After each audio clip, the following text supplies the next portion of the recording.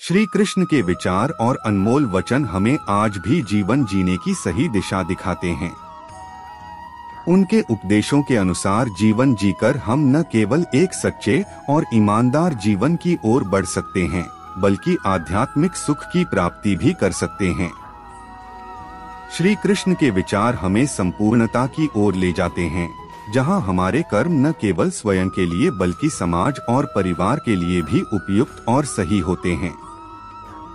उनके संदेश से हमें समझ आता है कि नैतिकता, धर्म और सच्चाई पर चलना ही सही मार्ग है, जो हमें स्थायी सुख और आनंद की प्राप्ति में मदद करता है। भक्ति का मार्ग कठिन हो सकता है, लेकिन यह सबसे सच्चा और स्थायी है। भक्ति में समर्पण का भाव हमें स्वार्थ से मुक्त करता है और परमार्थ की ओर ले जाता है। भक्ति के माध्यम से हम अपने मन और आत्मा को शुद्ध कर सकते हैं। भक्ति की शक्ति अनमोल है, जो हमें जीवन की सभी बाधाओं से पार ले जाती है।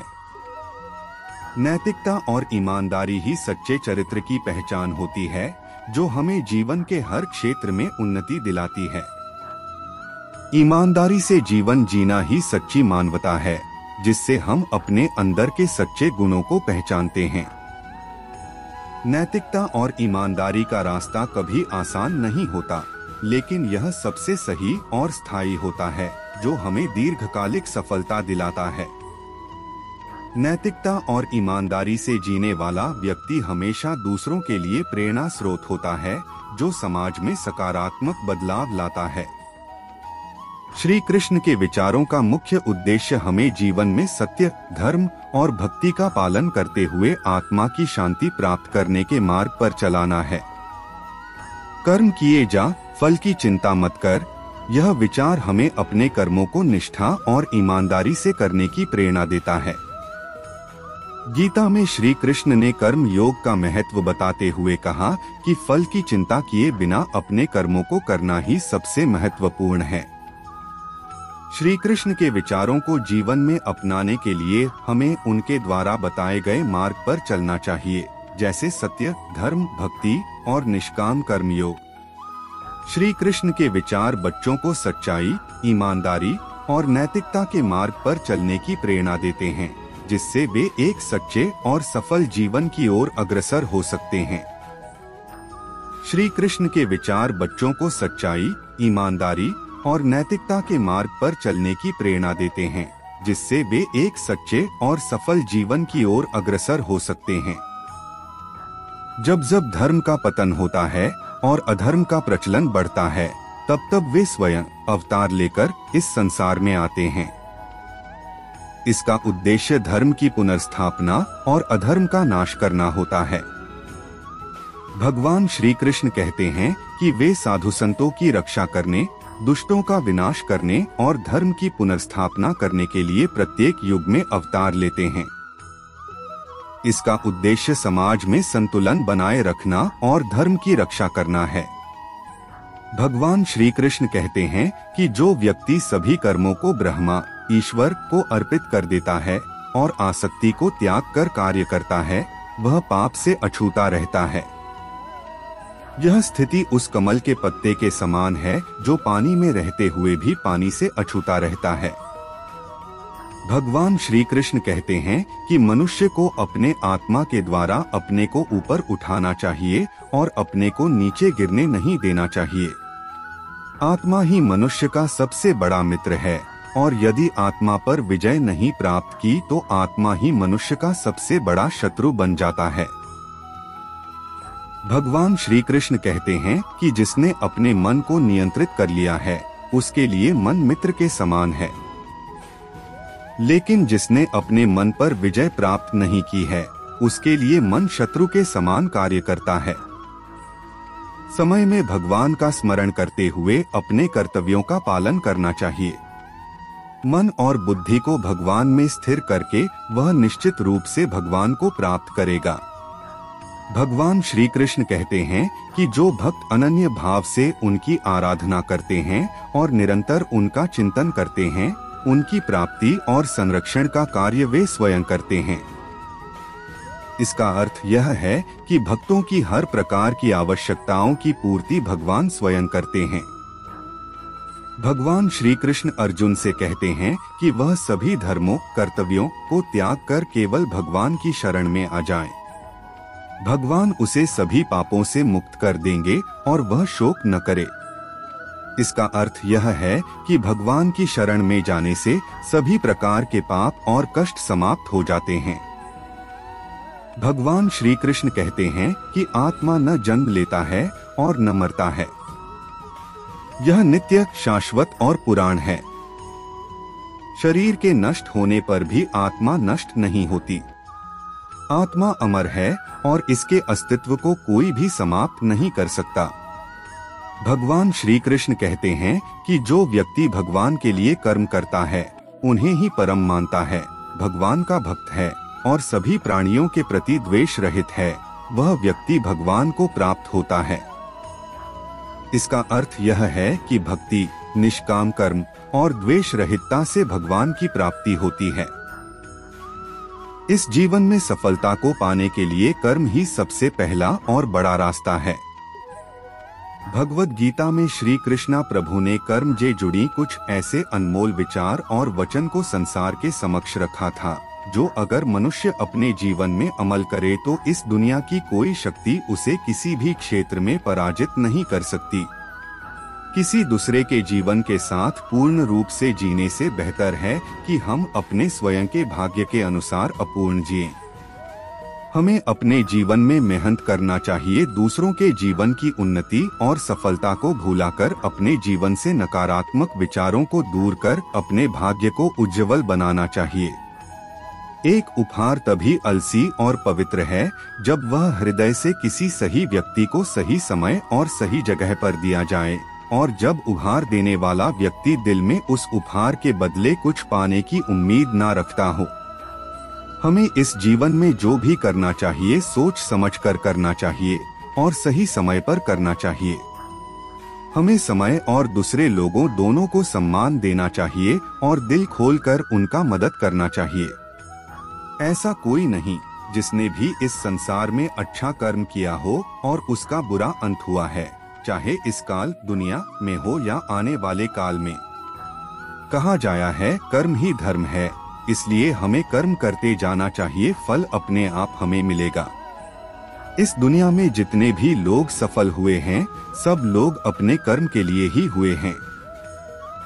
उन्होंने बिना कुछ सोचे समझे लोगों की नकारात्मक बातों को अपने से दूर रखकर अपने कार्यों को पूर्ण किया और आखिरी में उन्हें सफलता प्राप्त हुई।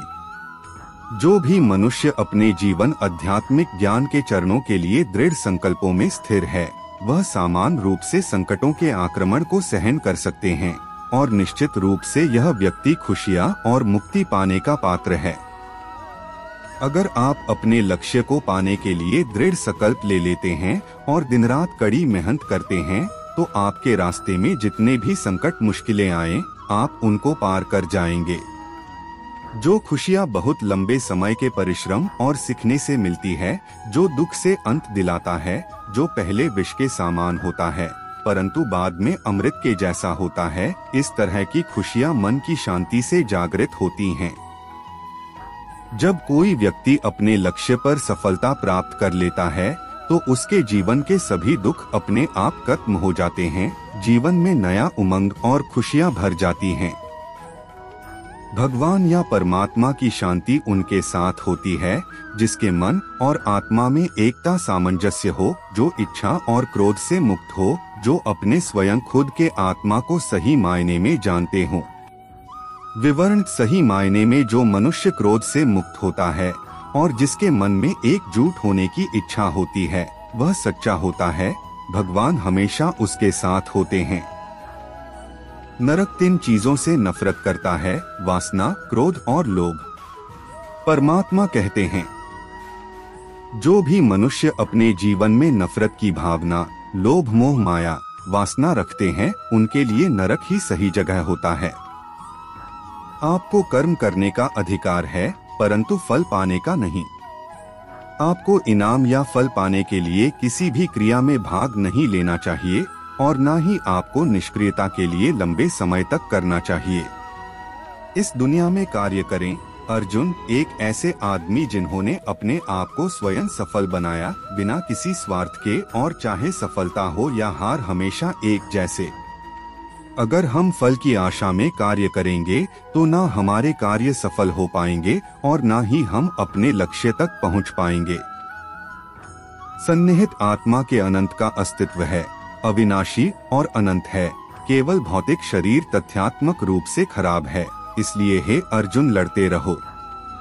हमारे अंतर मन की शक्ति और सोच ही असली है। बाहर का शरीर मात्र एक काल्पनिक रूप है जो हमको इस दुनिया में एक ढांचा देता है। बुद्धिमान व्यक्ति ना ही जीवित लोगों के लिए शोक मनाते हैं, ना ही मृत व्यक्ति के लिए। ऐसा कोई समय नहीं था जब तुम और मैं और सभी राजा यहाँ एकत्रित हुए हों, पर ना ही अस्तित्व में था और ना ही ऐसा कोई समय होगा जब हम अस्तित्व को समाप्त कर देंगे। जो चीज हमारे हाथ में नहीं है उसके विषय में चिंता करके कोई फायदा नहीं। अपने कर्म पर अपना दिल लगाएं, ना कि उसके फल पर। इसके विषय में हमने पहले भी बताया, जीवन में कर्म करके फल की आशा से जीवन में असफलता प्राप्त होती है, ना कि सफलता। सभी काम ध्यान से करो, करुणा द्वारा निर्देशित किए हुए। दिल में दया की भावना रखना चाहिए, इससे मनुष्य का दर्जा बढ़ता है। जैसे कि एक कवि जनता है तब स्वार्थी गतिविधियों को छोड़ रहा है, और बुद्धिमान घोषित करता है त्याग फल के कार्रवाई को छोड़ रहा है। जीवन से स्वार्थ को भूलकर त्याग भावना को लाना चाहिए। अपने कर्तव्य का पालन करना, जो कि प्रकृति द्वारा निर्धारित किया हुआ हो, वह कोई पाप नहीं है। अपनी सही जिम्मेदारियों को करने में कोई झिझक नहीं होना चाहिए। गर्मी और सर्दी, खुशी और दर्द की भावनाएं उनकी वस्तुओं के साथ होश से संपर्क के कारण होता है। वे आते हैं और चले जाते हैं, लंबे समय तक बरकरार नहीं रहते हैं। आपको उन्हें स्वीकार करना चाहिए। पृथ्वी में जिस प्रकार मौसम में परिवर्तन आता है, उसी प्रकार जीवन में भी सुख-दुख आता जाता रहता है। मैं आत्मा हूँ जो सभी प्राणियों के हृदय दिल से बंधा हुआ हूँ। मैं साथ ही शुरुआत हूँ, मध्य हूँ और समाप्त भी हूँ सभी प्राणियों का। भगवान कहते हैं वो सबके दिल में हैं और हर समय सभी लोगों के साथ हूँ।